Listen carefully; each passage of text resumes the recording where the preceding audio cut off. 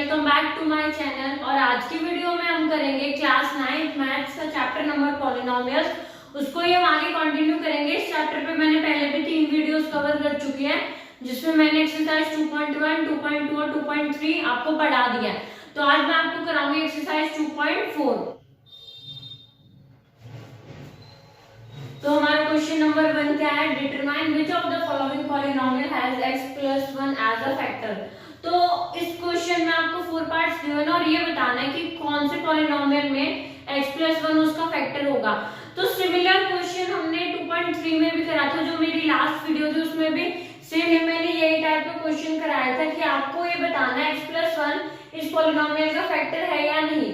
तो इसको करने का बहुत इजी मेथड है। आप सिंपली x+1 को 0 से इक्वेट कर दो तो x की वैल्यू कितनी आएगी हमारे पास? -1। वो उधर जाके शिफ्ट हो जाएगा तो x की वैल्यू -1 आ गई।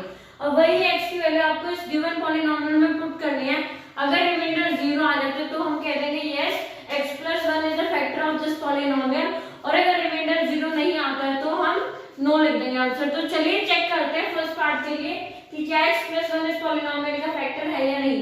कोई भी ये नंबर उसका फैक्टर तब होगा जब इसकी वैल्यू को उसमें पुट करने से आंसर 0 आ जाएगा। इस क्वेश्चन को करने का एक और भी तरीका है कि आप x+1 से इस पॉलिनोमियल को डिवाइड कर दो, जो लॉन्ग डिवीजन मेथड था। अगर उसमें भी रिमाइंडर 0 आएगा तो ये फैक्टर कहलाएगा, वरना नहीं कहलाएगा। पर वो जो लॉन्ग डिवीजन मेथड वो थोड़ा सा टाइम कंज्यूमिंग है, इसलिए हम इसको सीधा शॉर्टकट से करते हैं। इसमें कुछ नहीं करना, आपको x+1 है जो इसको 0 से इक्वेट करके x की वैल्यू हमारे पास कितनी आ गई? -1। फिर x की वैल्यू आई है, इसको मैं इस गिवन पॉलिनोमियल में पुट करके चेक करती हूँ कि क्या हमारा रिमाइंडर 0 आ रहा है कि नहीं। तो चलिए देखते हैं।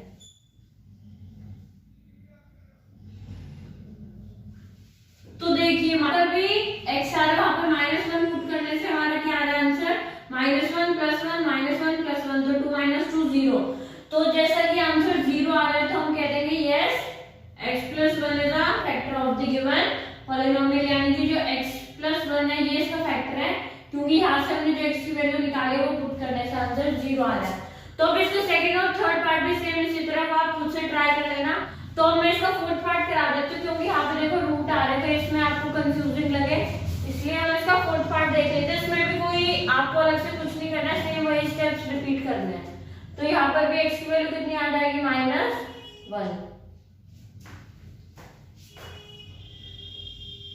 -1 का क्यूब -1, -1 का स्क्वायर। देखो -1 का स्क्वायर तो +1 हो जाएगा, बट बाहर साइड माइनस का तो -1 ही लिखेंगे। फिर अब ये देखो ये जो दोनों है ये अनलाइक टर्म्स है, ये आपस में ऐड नहीं हो सकती, तो हम क्या करेंगे?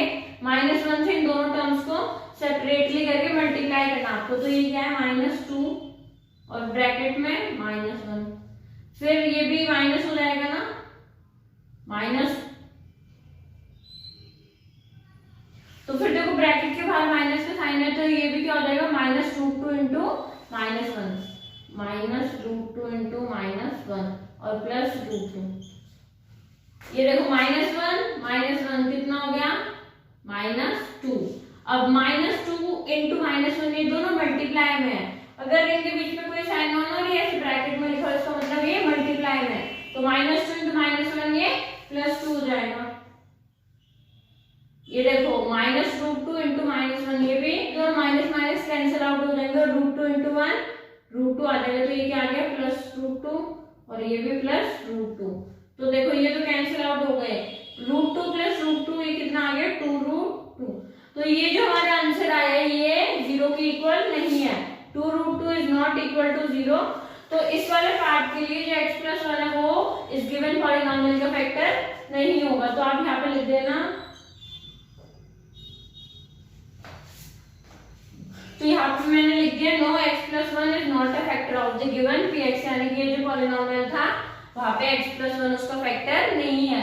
तो देखो ये 2 डिफरेंट पॉलिनोमियल्स थे और एक क्वेश्चन में x+1 आपको कॉमन दिया है, तो x+1 इस वाले पॉलिनोमियल के लिए फैक्टर होगा, इस वाले पॉलिनोमियल के फैक्टर नहीं होगा। तो सिंपली आपको कभी ऐसे चेक करने को आ जाए, कोई भी आपको एक गिवन ये भी एक पॉलिनोमियल है, ये चेक करने के ये इसका फैक्टर है या नहीं, इसका मतलब ये इससे कंप्लीटली डिवाइड हो रहा है कि नहीं हो रहा।